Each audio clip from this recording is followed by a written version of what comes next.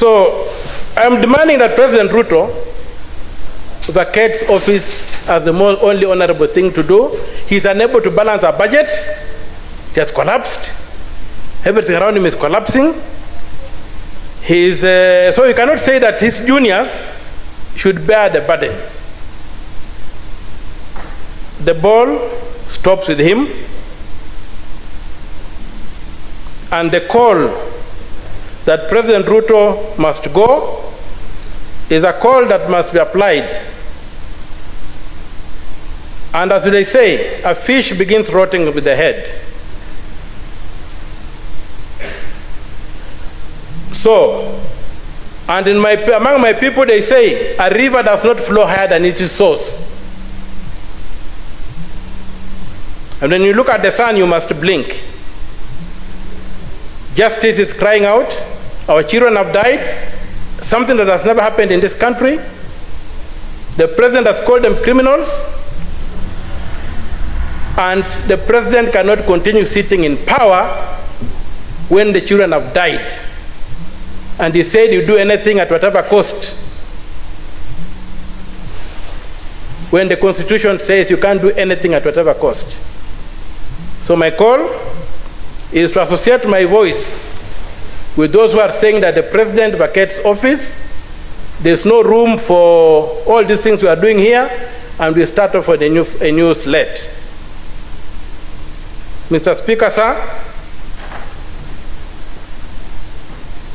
anything less than that will not avenge the blood that has been spilled on our streets.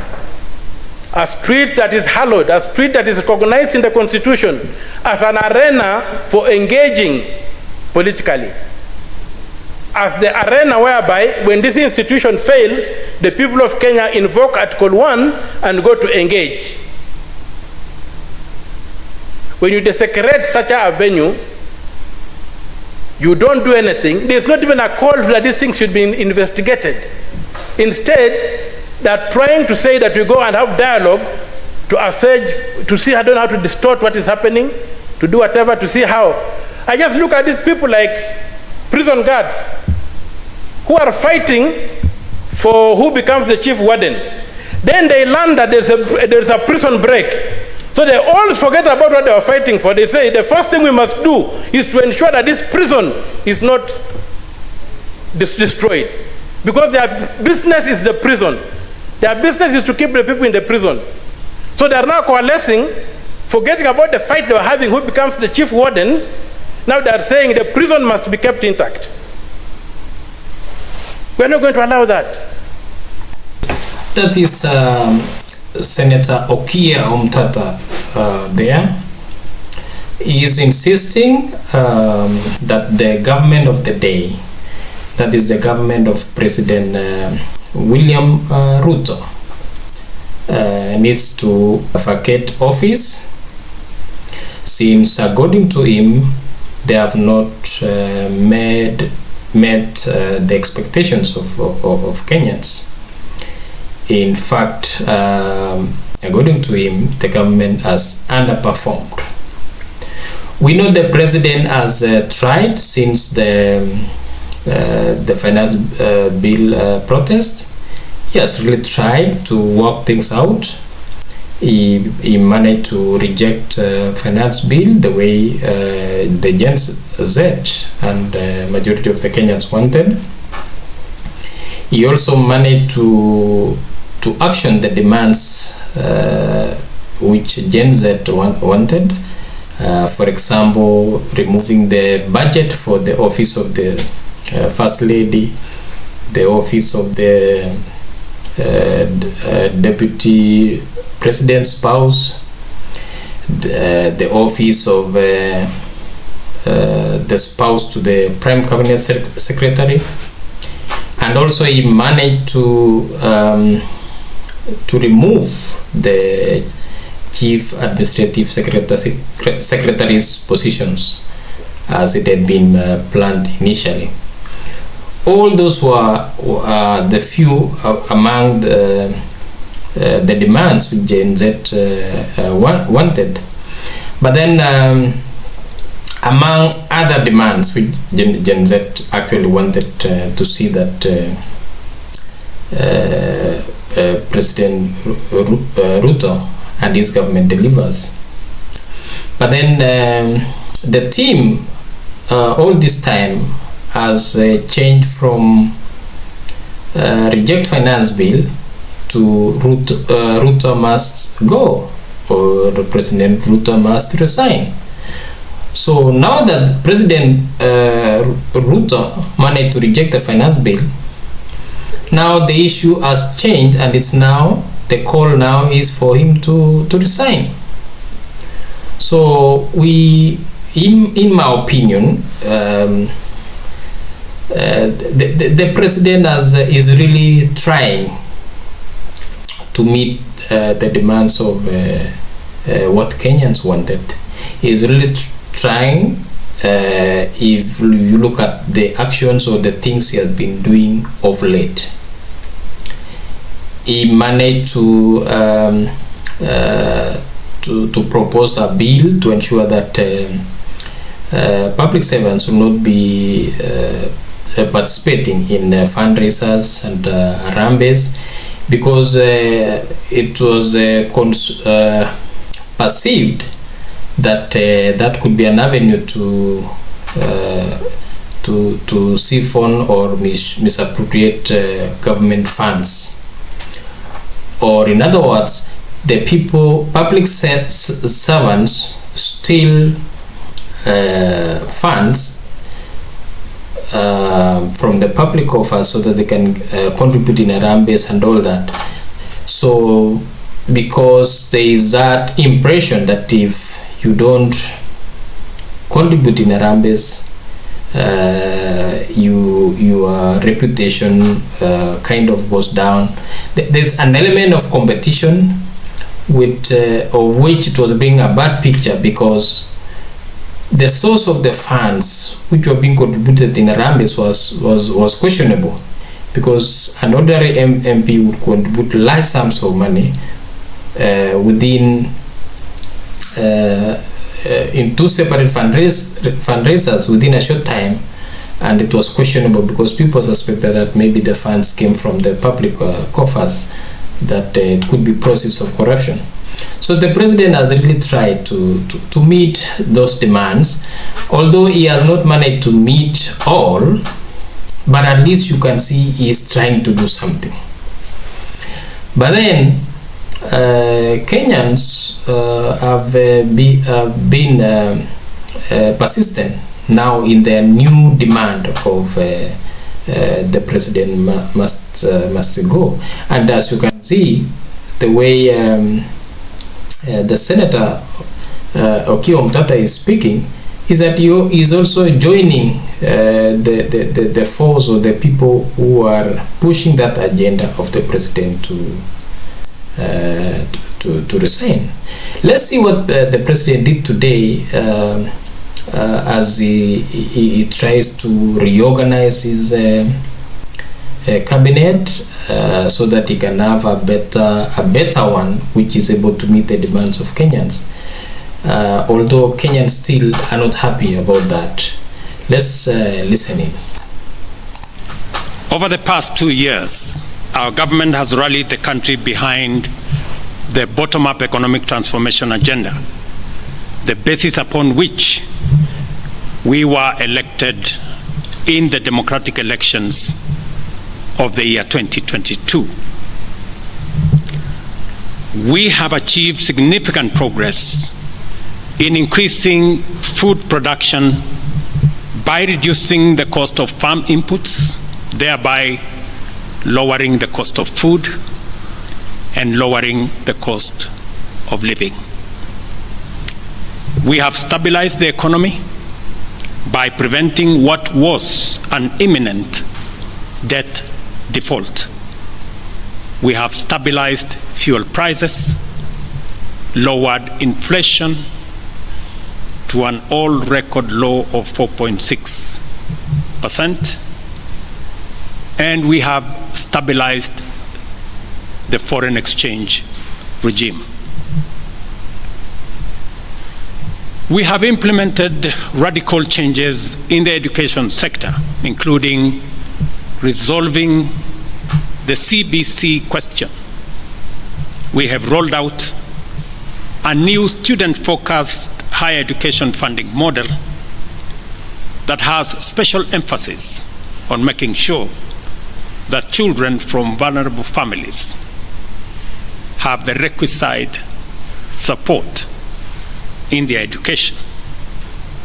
We have also improved the student-teacher ratio in both our primary and secondary schools by hiring an additional 56,000 teachers and also hiring an additional 2,000 tutors for our TVET institutions.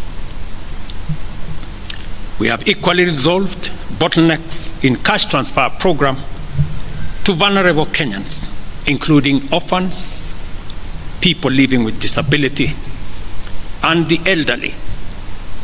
We have not only brought on board more beneficiaries, but in keeping with the promise that we made,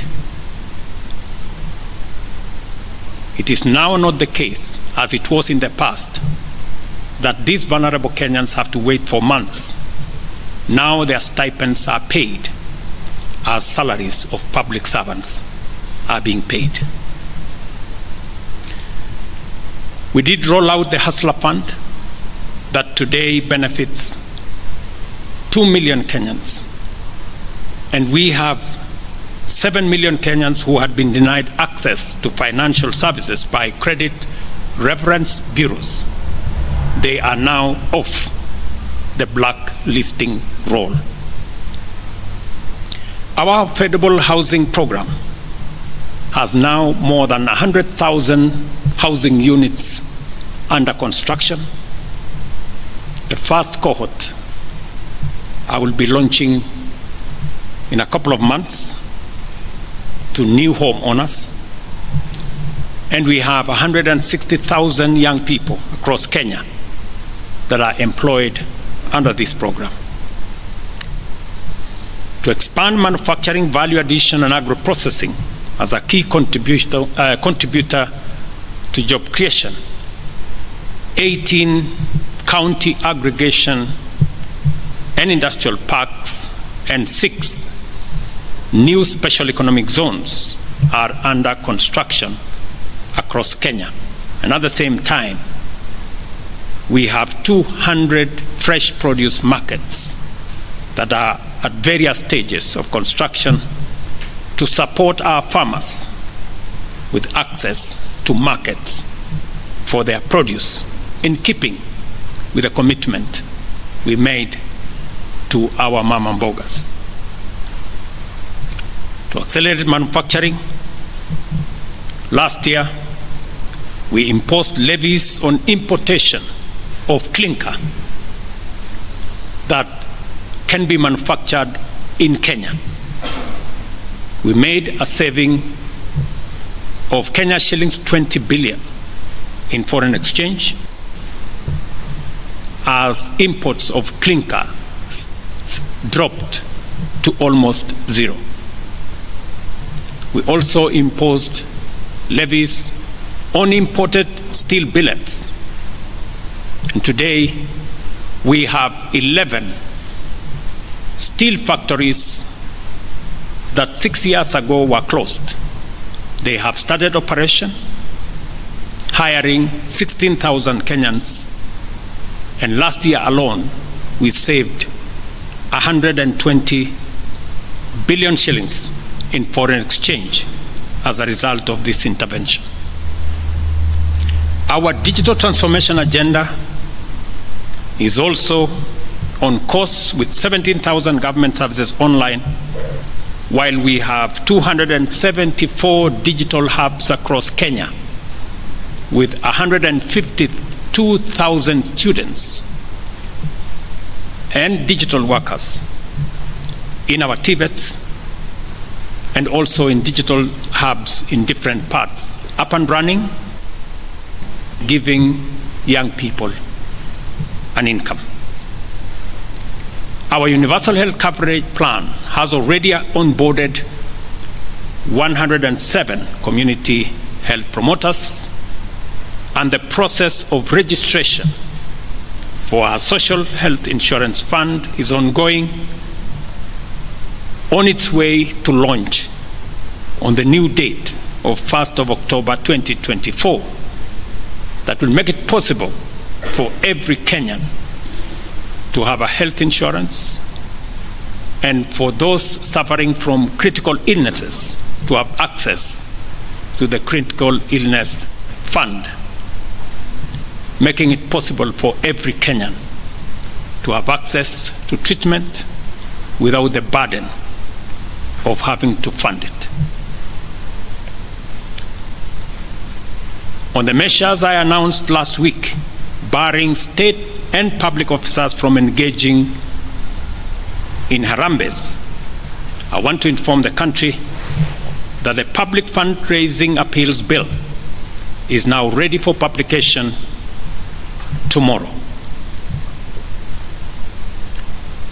However, even with the progress we have made, I am acutely aware that the people of Kenya have very high expectations of me. And they believe that this administration can undertake the most extensive transformation in our nation's history. Recent events that necessitated the withdrawal of the finance bill, which will require a review and reorganization of our budget and fiscal management, have brought us to an inflection point. Upon reflection, listening keenly to what the people of Kenya have said, and after a holistic appraisal of the performance of my cabinet and its achievements and challenges, I have today, in line with the powers given to me by Article 1521 and 1525B of the Constitution and Sections 12 of the Office of the Attorney General's Act, decided to dismiss with immediate effect all the Cabinet Secretaries and Attorney General of the Republic of Kenya, of the Cabinet of Kenya, except the Prime Cabinet Secretary and Cabinet Secretary for and Cabinet Secretary for Foreign Affairs and Diaspora Affairs. And of course, the Office of the Deputy President is not affected in any way. I will immediately engage in extensive consultations across different sectors and political formations and other Kenyans, both in public and private, with the aim of setting up a broad-based government that will assist me in accelerating and expediting the necessary, urgent, and irreversible implementation of the program that we have, including other radical measures and programs to deal with the burden of debt, to explore raising domestic resources and revenues, expanding job opportunities, eliminating wastage and unnecessary duplication of a multiplicity of government agencies, and slaying the dragon of corruption, consequently making the government of Kenya lean, inexpensive, effective, and efficient.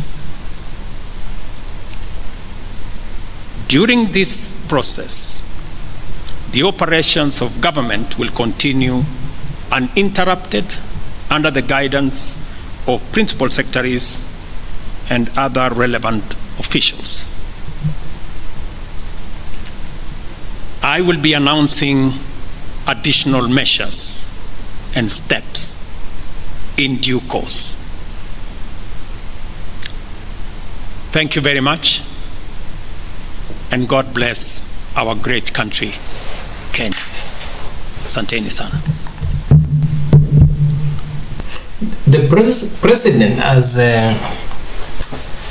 seemingly been trying hard to meet the demands of Generation Z, and you can see that he is really trying.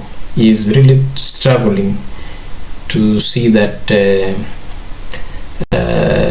he fulfills the requests or the demands by the youth or Gen Z. But then the mood of the public at the moment seems to be that they just want him to resign. So let's just hope that things work out, because the president on this on one hand is trying to fix things up or make things work, and the Gen Z or the general public on the other hand are demanding for his exit from office, which is a little bit hard. It's an uphill task, because there's a constitution in place which stipulates how a president who is in office can vacate that office. So one of them is for the president himself to resign, or the president is impeached by parliament, or if the president is incapacitated, in which instance the deputy will take over. But in this instance, even the deputy president is not spared, because Gen Z have a problem with the whole government. So the president has done is really working hard. He's really trying to meet the demands, and as you can see now, he has sacked the entire cabinet except foreign affairs cabinet secretary. He has even sacked the AG. So he is really trying to meet the demands of the Gen Z. But at the moment, Gen Z still has a theme or a bigger request that or bigger demand that he resigns. All we have to do now for the Republic of Kenya is to just pray for this country and hope that things work out for the betterment of everyone, because it's not the wish of anyone, both in the government or in the youth or the Gen Z team, or even the opposition. No one wishes the country to grumble or to go down. So let's hope for the best, guys, and we hope the president seeks counsel from people with wisdom, so that as he picks the new cabinet or the new ministers, we hope it will be now a cabinet which is capable, with the real professionals who can deliver in respective ministries. Because if secretaries or cabinet secretaries are picked in without following the demands of or the requirements of each ministry as it is at the moment, and the challenges each ministry is facing at the moment, the same team will still fail. So I think right now it should just go with for nothing less than professionals in each of the respective fields. If it's education, let it be a professionals in matters education. If it is the Ministry of Health, let it be a professional in mother's health. And I think if he follows that route, then chances are that Gen Z might spare him and support him, and we all hope for the best. All right, guys, that was it. We can see the president is really struggling, but let's pray for Kenya. Thank you very much. Bye bye.